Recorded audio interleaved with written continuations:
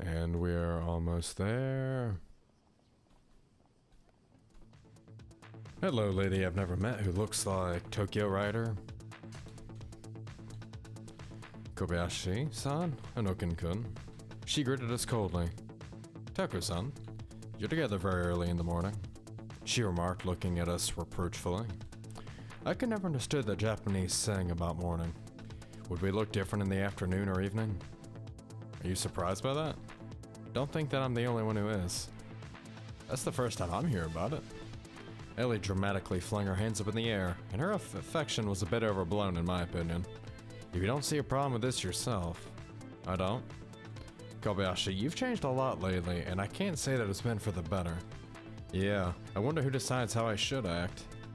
Maybe we shouldn't. I whispered timidly, but she was already out of control. Ellie probably hadn't failed to notice the disapproving looks of girls or the open envy of guys.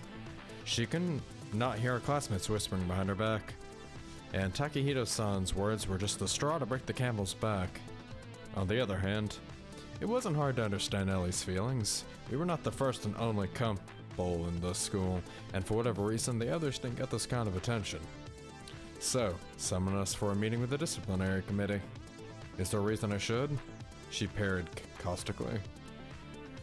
Takehito was also the head of the institution, one I found personally very confusing. Anytime, Toko-san. Ellie straightened up and glared at the school inquisitor, as some called Takehito behind her back, with fire in her eyes. Kobayashi, I'm not your enemy. I'm just trying to explain that the school has certain norms. How do you like this?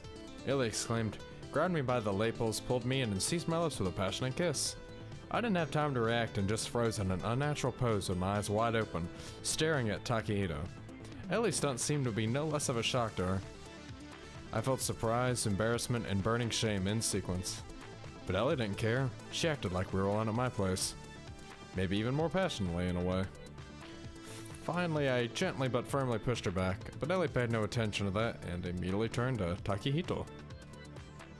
How do you like that? The latter just sighed deeply in response, as if she was utterly disappointed in someone she used to treat with great respect. I have nothing else to say, Kobayashi. Just remember, it might be too late when you finally come to your senses. Having said that, she left, and I was relieved to note that nobody else seemed to have seen Ellie's escapade. Why would you do that?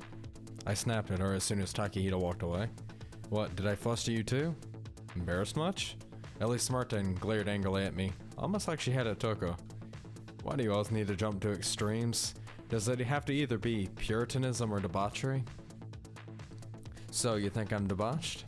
I don't. Actions don't always define who we are, especially what we do when we're emotional. You just need, I don't know, be careful in some situations.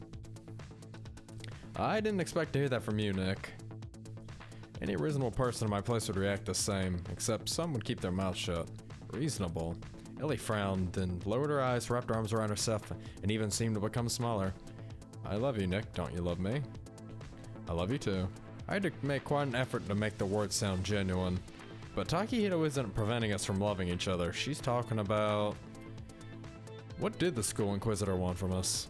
Until now, we hadn't been kissing each other in public, hadn't been holding hands on school grounds. What else could there be? Were we supposed to keep several meters away from each other? It's all just pointless conventions. Maybe you're right. I guess I can even agree with you, just you don't have to jump on me in front of everyone like that. Nobody saw us, but they could have. Are you worried about it? It's weird you aren't. Now you're talking like Toko. Because she was right? Because the truth is impartial.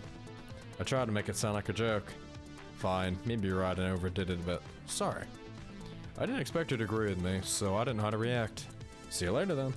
Yeah, Ellie walked to her classroom while I spent a while standing at the lockers thinking about what had just happened. Kagome was acting as if nothing had happened at all. Oh boy, we gotta deal with this. How's it going, Kagome? Sorry that you were innocently arrested, but you kinda wanted to, in a sense. But the reaction to her return was quite predictable. People avoided Kagome like a leper. If before she had only been talked to out of necessity, now she was outright ignored. By the teachers too. Although Kagome didn't seem to be bothered by it. She would come to a lesson, take notes in her notebook, then leave after the bell, probably for the roof. You'd be forgiven for being surprised that her issue with the police had been resolved so quickly, but Kobayashi Jun's influence could be clearly felt here, and he wasn't known for dragging his heels. Of course, I was glad justice had prevailed, but in every other respect, this situation felt abnormal. She'd have at least changed schools. It was even weirder that as soon as Kagome had been released, her father was found. He didn't know anything useful about who kidnapped him or what they wanted from him. Akira Shinji spent the entire time in a dark cellar without once being interrogated or asked anything. That was clearly the corporation's doing too, but for the life of me, I couldn't thread together all the events that had happened in the past 2 weeks. You can if you play Kagome's route. As much as I wanted to figure it all out, I was busy spending time with Ellie. Exactly. During lunch, she stormed into the classroom like a SWAT team assaulting a crack house. As if the wild kiss in front of Takeito a couple hours earlier had never happened. Want to go eat? There was nothing wrong with the invitation to lunch itself, but Ellie's insistence and cheerfulness were a little out of line with local decency. Everyone in the classroom was giving us a discreet and not so discreet looks. Of course, by now, they were very used to seeing Ellie-sama's deli visits, but I still felt like I was a cage at the zoo naked. I really felt like I needed a break from all the attention, even Ellie's. At the same time, I was afraid that rejecting her off would cause her to get emotional again.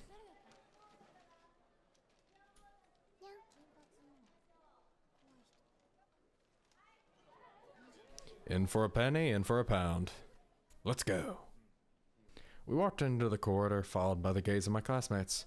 Ta-da! Ellie took a nice-looking bag from behind her back and handed it to me. Inside were 2 luxurious bento boxes. I like to say I made them myself, but cool. That was always delicious, so I decided not to worry about the specifics of my lunch's origin. Let's go to the cafeteria. Today is a nice day. Let's eat outside. Isn't it cold? Not at all. In reality, I just don't want to be the center of everyone's attention again. Of course we go to the roof. We walked up to the roof and, as one might have expected, ran into Kagome there. While I was agonizing over to find somewhere to be alone with Ellie, I completely forgot this place had a master already. Kagome-san. Kagome scoffed and marched past us wearing an upset for whatever reason expression. Just don't go telling me I said something wrong again. Ellie frowned, walked to a bench and sat down. I've not said a word. Sometimes it seems to me that she enjoys everyone thinking she's a weirdo. After Kagome had been acquitted, even Ellie had admitted that someone else was guilty of murdering her friends. It's interesting how some people are only barely moved by logical arguments, yet at the same time believe everything people with power or authority say. I didn't want to criticize Ellie for being unable to think for herself, but she seemed to have forgiven Kagome a little too easily. Although Ellie might have been holding herself back for my sake. Obviously innocent people shouldn't suffer for what they haven't done. But sometimes I really wish they'd make a separate article in the penal code just for Kagome. I imagined Ellie as a prosecutor at a trial. My mental image was so convincing that I couldn't help but let out a snicker. Sorry. What's so funny? Nothing. I just thought you'd make a fine prosecutor. Yeah, sure. Hey, wait a second. Yeah, I think Kagome goes into law or something on her route. So that's interesting. Clearly, I think you're trying to be a rock star in this route. I hope the real murderers get what they deserve. After everything that happened, I was almost positive that KGB had nothing to do with it, and Iran had only made use of the situation. But if it wasn't the Soviets, then who? It seemed like you need the detective skills of Sherlock Holmes to solve this mystery. Has your grandfather mentioned anything? No, but the investigation is still on. It was either the KGB, Japanese intelligence, or the Kobayashi, which I doubt he did, but you never know. I want to talk about the concert. Oh, right, the concert. What? I haven't had any time to play bass recently. And whose fault is that? Well, I'm not saying that. Ellie blushed, opening her eyes wide, and finally threw a piece of asparagus at me. Even if it's true, you could have worded that better. I carefully picked the asparagus up from the bench with my chopsticks. You know, I've never tried asparagus before. This is asparagus, right? Yes. I used to think that asparagus was something related to the sea, like a sea cucumber or something. A trepang. What? A trepang, an edible sea cucumber. And I don't understand how you can mistake asparagus for it. Well, sometimes mental associations work out weirdly. Then I want you to associate this week with the concert. As you say, Ojo-sama. Great. Today we go home and rehearse as soon as class is over.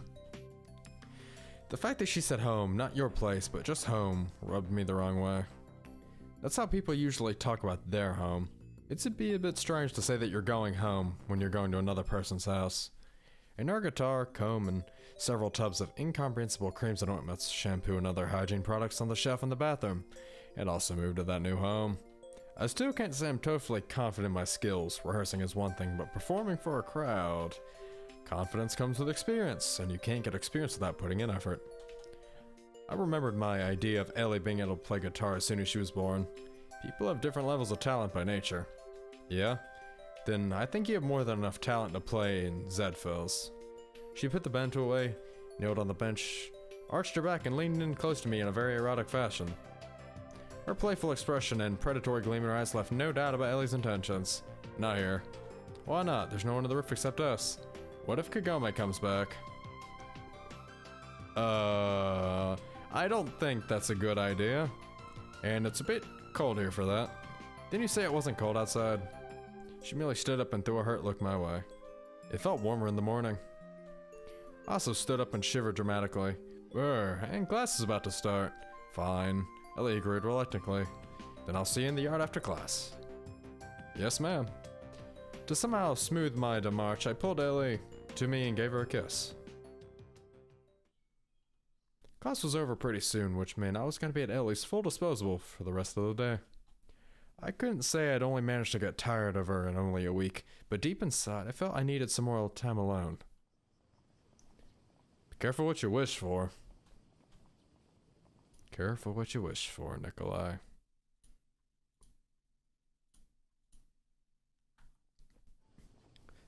It felt like I'd been put on a wanted poster somewhere. Take Takehito, she looked at me, stopped for a second as if remembering something, then walked away. I looked at the clock. Ellie was late. Kagimaru, you waiting for Ojo-sama? I immediately straightened up and turned around. It was Kagimaru. Well, yeah. You'll see her later. Let's go for a ride. To where? Kobayashi Dono wants to see you. I hardly had a choice, so I followed him to the car.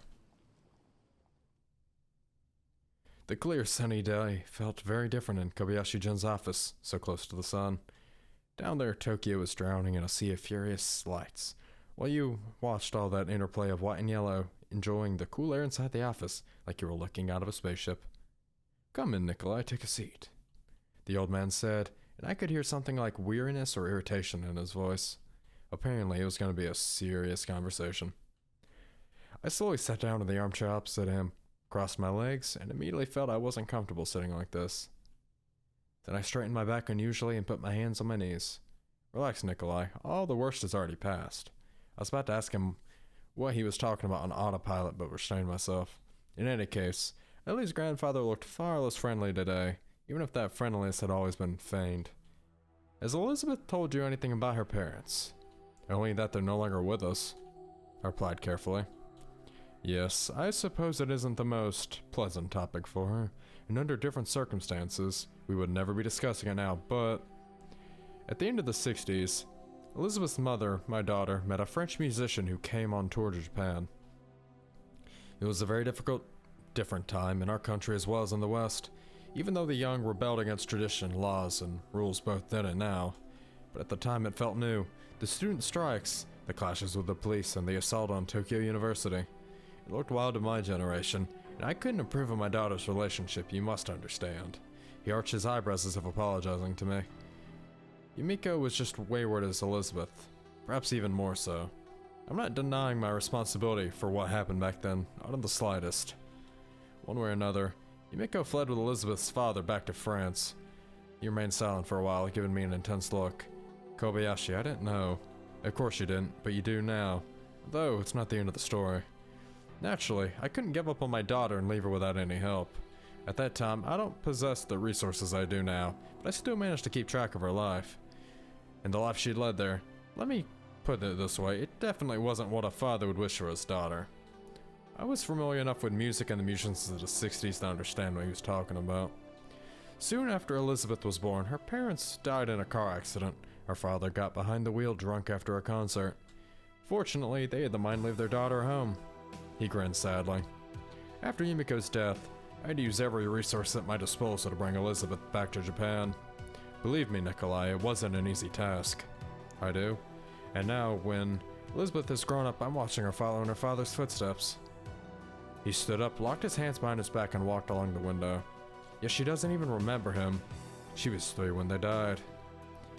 To be honest, I had a hunch that something tragic had happened to her parents, but I never imagined her father had been a musician.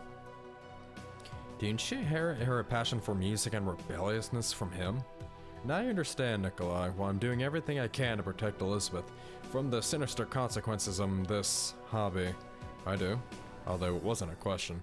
At the same time, I don't want to put too much pressure on her. I still blame myself for Yumiko's death. Kobayashi-jun was being honest beyond all measure, but I couldn't hear the sincerity in his voice you'd expect for someone genuinely repentant for their actions.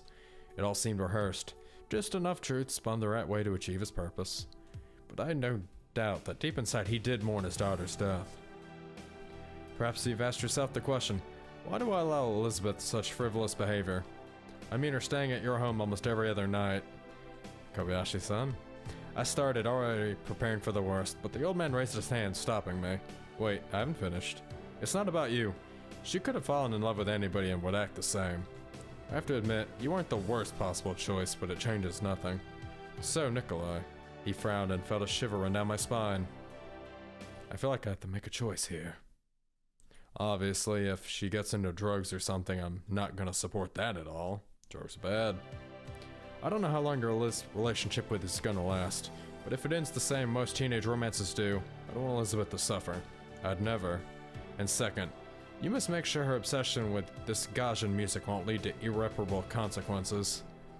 I suddenly thought that I couldn't imagine him young, as if Kobayashi-jun had been born with a beard and in a kimono. Did you understand me, Nikolai? Even if his instructions were vague, they required no clarification.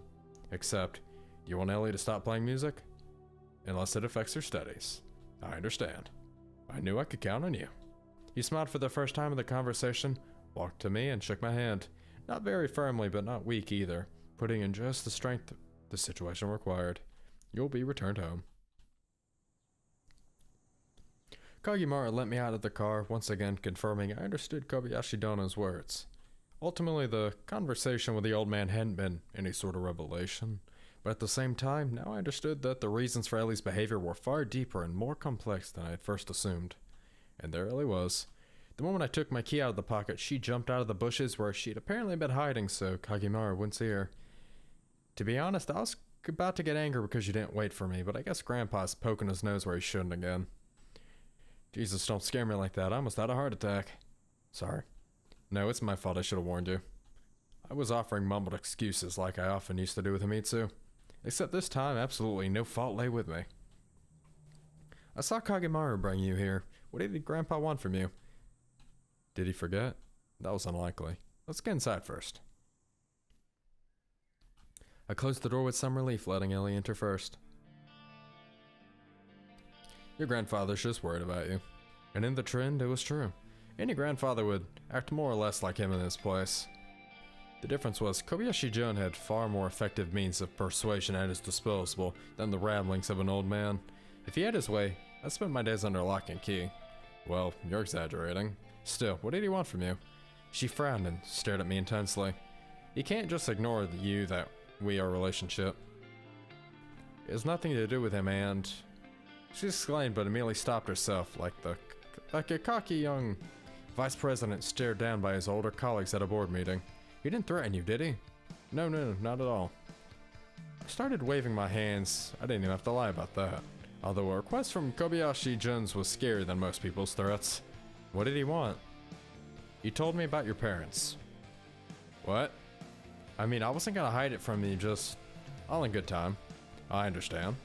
What exactly did he tell you? Now this was a question where extreme caution was paramount. That they died in a car accident when you were little. Yeah, same as your parents. She suddenly wrung her hands in desperation and looked at me as if I were a priest expecting absolution.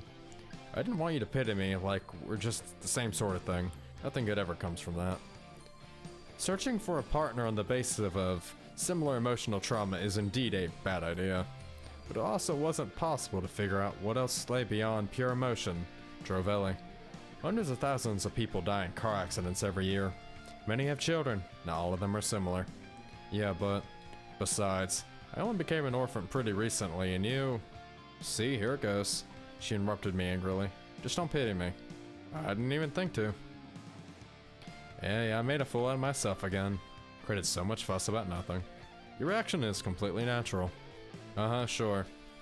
It's hard for me to remember my parents too. I wouldn't wish it on anyone to lose their loved ones. But I barely remember them. I still have photos of me when my parents were in France, but I don't remember where or when they were taken. How old were you? 3? That's completely understandable. Maybe, but is it fair? I mean, my mom used to constantly blame my grandpa for everything. Ellie smirked sadly.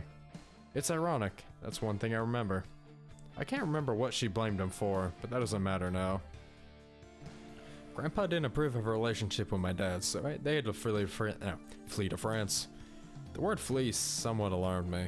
Of course it was possible she was just exaggerating. I don't know what my grandpa didn't approve of, but I think it's about my father being a musician. So Kobayashi hadn't told her about the circumstances of her parents' death. Consequently, it was better for me not to mention it either. And now it wants me to stop playing music too? Can you imagine that? I can. He asked you to convince me to drop it, right? Well... Ellie, you should know that I'm not afraid of him, and I would never do something to hurt you. Of course I wasn't fully honest. It was physically impossible not to be afraid of the head of Kobayashi Corporation. But that didn't mean I'd act on that fear. On the other hand, my relationship with Ellie, mostly started because I wanted her grandfather's protection. Really? She opened her eyes wide and looked at me pleadingly. Of course I love you. I walked up to her and gave her an affectionate kiss. Naturally, by doing so, I was risking her to become even more emotionally unstable. But in this situation, I didn't have any other choice. You won't leave me like my parents? She broke into tears and wrapped her arms around my neck. Of course not. I felt a surge of tenderness, but her behavior was a little scary. It took her quite a lot of time for Ellie to finally calm down. She wiped her tears, her red eyes gleaming, and looked at me with clear desire. But you were going to prepare for the concert, I said timidly. I'm always prepared. Can't say the same about myself. Nick, I think you need to relax. I understand perfectly a conversation with my grandfather can be very unpleasant. She grabbed her school bag, went through it, and took out a plastic bag. This will help. Is that what I think it is? Probably. Ellie smirked slyly, a wicked spark appearing. Oh no. Drugs are bad, kids. Drugs are bad. Don't do them. Where'd you get that? After what Kobayashi had told me, after his request to not let Ellie follow the wrong path, I couldn't think of anything worse than this. Why are you grumbling like an old man? We're gonna have a little bit just for a head start, then we'll play. A lot was starting to make sense now. Ellie's frequent mood swings, emotional outbursts, even the sexual intensity. I could have never imagined the heir to Kobayashi Corporation turning out to be a drug addict. I'm asking you seriously, where did you get this? Here we go again. I'll take it alone if you don't want to. I'm not underage by your country's laws. Nick, let me go. She protested a bit and tried to pull my hand away. Do you know what this can lead to? You think alcohol's any better? It's not, but just don't moralize at me. I know my substances. And how long have you? Enough to know there's no harm if you do it carefully. I didn't know what to do next. Take the bag away from her. Throw its contents in the toilet, flush it, tie Ellie to a chair, and hand her over to Kagemaru. If I were to stick to my guns, it'd only push her away. Oh, man. Please tell me I'm forced to do something. I don't want to make a choice here. Just tell me honestly, all this time we'd been together, have I been taking it? Well, yeah, once or twice. How the hell hadn't I guessed? Rock music alone was hardly cause for so much concern. I don't even know what to think. Are you just disappointed in me? Should we break up? No, of course not. It seemed like our relationship hung on a thin thread covered with a thick layer of powder. Then will you keep me company? She offered again the plastic bag with a pleading look in her eye. Obviously Ellie caught me off guard and I couldn't come up with a reasonable argument on the spot. So I could either keep proselytizing or agree to her offer.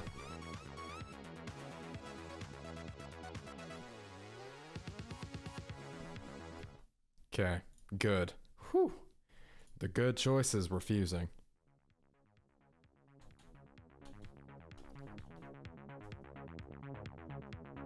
Yes, yes, remember. Drugs are bad, kids. Drugs are bad. How could I even consider something like that? And no, I won't let you either. I grabbed with my strength and grabbed the bag out of her hands. Ellie didn't try to resist but immediately grew sad. Look, I'm doing this for you. Yeah, thanks for your help. You've been acting like my grandfather. I wish you could just ask me whether I need help or not. I'm only doing it because I love you.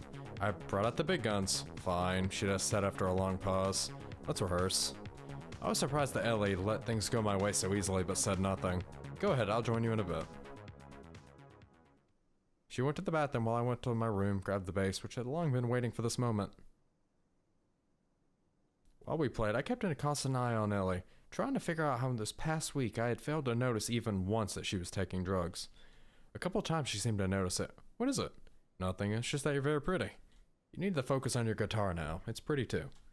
The low tones were finding their way out of the amp, seemingly on their own. I couldn't help but note that my skills had improved significantly in the past days. But something changed about Ellie. And I couldn't grasp what, or if, really, that was the case. If you gaze into the abyss too long, the abyss gazes back. If you continuously search for flaws in a person, you'll always find them. But I couldn't shake the feeling that something was off. Finally, in one of the songs, she tried to play the solo Ishida she used to perform, which itself sounded weird on an acoustic guitar. How do you like it?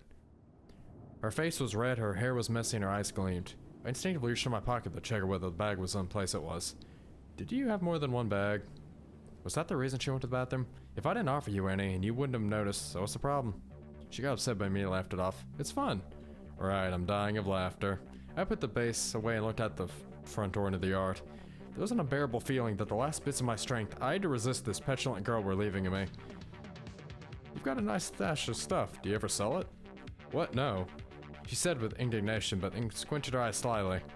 Although I can sell you some for a good price. I really had no idea what to say or do next. It seemed that Ellie was not only so unwilling, but also unable to accept my reasoning. Do what you want. Come on, Nick. She busted through the guitar on the floor, came close and sat on my knees. Not now. You don't want to? No, I think you do. And drugs. No. I don't think you should do drugs ever. That's really bad. The rest of the day and almost night became a fever dream full of disgustingness, and by the morning, Ellie's bag had grown completely empty. Nikolai, you better not become a drug addict. I did not choose you to go down this path. Roku 6.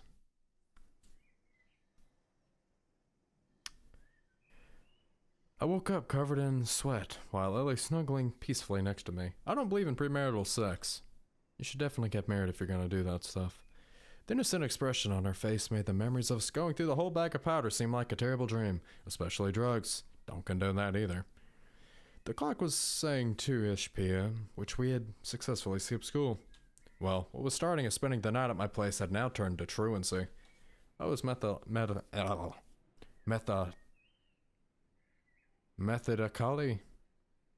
I can't speak, and I don't know how to pronounce that. Huh. Maybe it's misspelled, so I can't pronounce it. Whatever. Going against Kobayashi-Jun wanted from me, driving into the abyss with a gas pedal pressed to the floor. The scariest of all was that without me, Ellie would have most likely at least maintained the illusion of decency without tumbling into outright antisocial behavior. I carefully got up, trying not to wake her, and felt something weird, completely different from a hangover. Suddenly, my body became light, my legs turned to jelly, and I lost my balance. I snapped the guitar and let out a displeased twang and fell to its side. Is it morning already? Afternoon, 2 o'clock, I muttered. I was starving. Do you want breakfast? I'm about to starve to death. What day is? We have a rehearsal today. Do what you want, but I'm not going anywhere until I eat. Just make it quick. She frowned, trying to button her skirt. You donkey! The engine that usually powdered the rotor of my thought process seemed to have been stopped dead by something. We were walking down the street and I couldn't focus on a single thought. You know, that's probably the drugs. Does every time feel like this? Well, if I knew we had a group rehearsal today, why did you? It just happened. Oh, it just happened. Under different circumstances, I'd have picked my words more carefully to avoid upsetting her, but here it seemed meaningless. Good thing Ellie's bodyguards hadn't come to check whether we were still alive. I always had a feeling they were watching, somewhere close watching the house. Well, what did you want me to say? Every hangover I too would swear to myself that I'd never drink again, but I'd handle this quickly, even if not immediately. Just the thought of our bodyguards might notice the state we were in terrified me. Are you alright? I don't know. What if I had a heart attack? I stopped resting my hand against a wall. My vision went dark and my heart began racing. I felt like my chest was tied in a tight belt. Every breath took an enormous effort. Hold on. Ellie ran to a vending machine full of drinks and bought a bottle of water. Here, drink. I really was thirsty, like I'd run 10 kilometers without stopping. I emptied the entire bottle in one go. Thank you. Better now? I don't know. I listened to my senses and found the panic did seem to fade a little. Let's go. I don't want to show weakness. Not as much to her as to myself. However, that feeling of losing control over the situation frightened me. Did I really control anything in my own life? No, I do. Heh heh. By the time we reached the studio, we found out the other members of Zed Fields had started without us. We were thinking he wouldn't come. You aren't coming from school? I was about to reply, but Ellie was faster. Sure we are, see, I'm wearing my uniform. It seemed that soon the wardrobe had gone empty after my parents' death would be filled with female clothes again. Except she missed the fact that I was just wearing jeans and a sweater. I skipped though. I sighed not to ruin the story.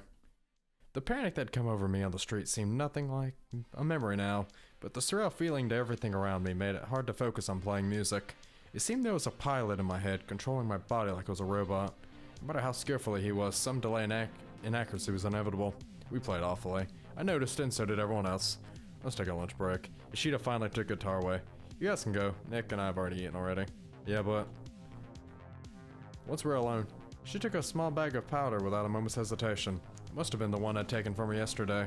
I decided not to ask when she managed to take it out of my pockets. Want some recovery? No. I'm not touching that stuff with a 10-foot pole. Because I almost had a heart attack and died. Again? A bottle of beer really does help with a hangover and I could use some help. You do realize this is an addiction now, right?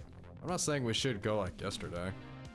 See, you're not getting anywhere today. If we have a bit of this, we'll be fine. You know what? I was just thinking that I was a bad influence on you. Sorry to disappoint.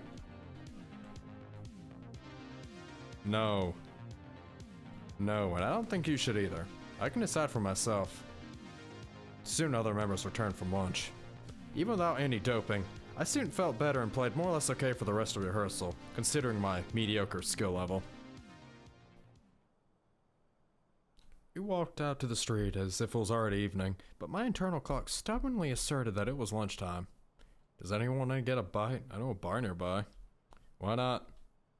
Yeah, good idea. We can discuss the concert too. Ellie didn't mind either, and Tokyo Rider took us all for a ride in an expensive sports car. How did he have so much money? At the time of day, almost all tables were in the bar were occupied, but the bartender still managed to find us a place. Brought some friends along today? Go yeah. Yeah, this is my band. I replied hesitantly as if embarrassed about something. A band? Really cool. Let me shake a musician's hand. When we got seated, I immediately said, sorry about the bartender. Sometimes he goes overboard with the hospitality. Is he from your homeland? Yeah, something like that. If I were to ask to name the worst representatives of the respective peoples, I would immediately name the bartender and Kyosuke. Although, of course, their particular clumsiness and inability to understand the context of a situation were more than compensated for by the size of their souls. Not many options in this place. They serve fine ramen and beer. I sneaked a glance at Ellie. She was sitting on a chair with a bored look. I have to work night shift, and I'm driving. I think I'll pass on that too. I suddenly felt like an alcoholic just because I'd mentioned beer. In the end, everyone chose something to their liking. I ordered a burger and a bottle of cola. So, about the concert. Ishida ate at most half his ramen and set the bowl aside. Even though there's still a half a week left, it'll be Nick's first concert and a good chance to make a name for ourselves. I talked to the manager of the club and he said there'll be a guy from a record label. If we don't screw up, it'd be a really great chance for us to finally release a demo. You think it'll work? We won't be the only ones performing there. I'm not saying he'll offer us a contract. In the worst case, we'll record at our own expense. Yeah, money isn't a problem. No, El, he said strictly. You agreed from the beginning that the band was a shared project. We performed together, and we handled the expenses together, all in equal parts. Do you agree, Nick? I do. For once, Kobayashi's corporation money could serve a good cause. Besides, we aren't talking about an astronomical amount of money here. My first demo, Ellie muttered dreamily. I wonder how the cover will be. I'm more interested in the songs that'll be in it. As long as it was demoed, usually. 20 minutes? Or less. So only 3 or 4 songs? He sighed in disappointment. Well, it's the demo. The point is to show what we're capable of. A full-fledged album would come later. A full album. Ellie and Mitsuyoshi excelled in unison. I feel like Tokyo Rider actually knows some people in high places. He's obviously not a normal guy. Guys, come back to reality. We haven't even performed yet. You're already making plans. Jeez, like we can't even dream. Dream as much as you want, just don't forget about reality. Ellie suddenly frowned. What are you talking about? Had they had a conversation about Ellie's addiction before? Nothing really. But Ishida backed off. I just want to say that we all need to take preparation for this concert seriously. I'm always prepared. You sure are, Tokyo Rider. Tokyo Rider said suddenly, and an awkward silence descended upon our table. We don't doubt you. Ishida finally broke it. We don't doubt anyone, and definitely not Nick. Right, Nick? Share some of your confidence with me. I can share something else. Alright, I gotta go to work. Ishida stood up starkly, like something had bitten us. There had to be something in Zedfield's past I was yet to learn about. Ishida was the first to leave, and we said goodbye to Mitsuyoshi and Tokyo Rider outside. I felt pretty bad. Deep inside, regretted rejecting Ellie's offer. Say, Ellie. Do they know about... Stop taking me for an idiot. I'm just asking. Maybe. That's the answer to your question. Maybe they do, she said calmly. Before meeting you, I never thought this sort of thing was bad. But now, she turned around and looked pleadingly into my eyes. If you want me to, I'll never do it again. Did I really want that? With my heart and soul? Ellie? Let's go home. She merely broke out of my embrace and ran a couple steps away. Not today. I need to go home occasionally. Otherwise, Grandpa will misunderstand. Right, sorry. See you at school tomorrow. I haven't forgotten about it. Bye. Ellie waved goodbye and ran to a car park nearby. If our bodyguards were around all the time, this situation wasn't just dangerous, it was catastrophic. Not only had I climbed the highest tree around, I was even sawing away at the branch I was sitting on. If you want me to, I'll never do it again. What mattered most was that Ellie wouldn't forget those words tomorrow. I was walking home in a grim state of mind. The first bout of drowsiness had already passed, but my body seemed to have switched to energy-saving mode. My brain began the first organ to suffer. I only noticed somebody sitting on the porch when I almost bumped into him. Or rather her. Oh, Kagome. Hi, how's it going? What are you doing here? Aren't you happy to see me? I wasn't expecting you. Let's go inside. Sure, logically Ellie's guards wouldn't be watching the house when she wasn't here, but I don't want to risk it. My eyes were closing by themselves, and I was desperately fighting to make some tea. I wanted to quickly find out what Kagome wanted from me and go to sleep. You have my full attention. We better not talk at school, I get that. Anyone who starts a conversation would get weird looks, like I'm contagious. You know, you're partially to blame for that. Oh, really? She raised an eyebrow and finally sat down. You did everything in your power to make them suspect you. Why are you surprised when that's exactly what happened? No matter how long someone innocent pretends to be guilty, they don't become it. And that's a nice bit of sophistry. Kind of. Kagome smiled mysteriously. I just wanted to say thank you. For what? For not spending the rest of my life in prison. For the fact that they let my father go. I don't have anything to do with that. You better thank Ellie. And you weren't very friendly with her yesterday. You think so? After all, Ellie wasn't directly related to what happened with Kagome and her father. I wonder how come they let you go so easily. So you really have nothing to do with it? Maybe they got an order from above, or maybe I don't know. I see. And that's it? What else? Sorry, I'm very tired. That's obvious enough. After all, you haven't been to school today. Your relationship with Kobayashi is developing, I can see. If you're going to... No, on the contrary. I wanted to say I've thought about it a lot and decided I haven't been fair to her. Thought a lot, have you? Prison's a good place to think, you know. How long did you spend there? 3 days? Enough to understand something. Something? We don't choose our family and upbringings.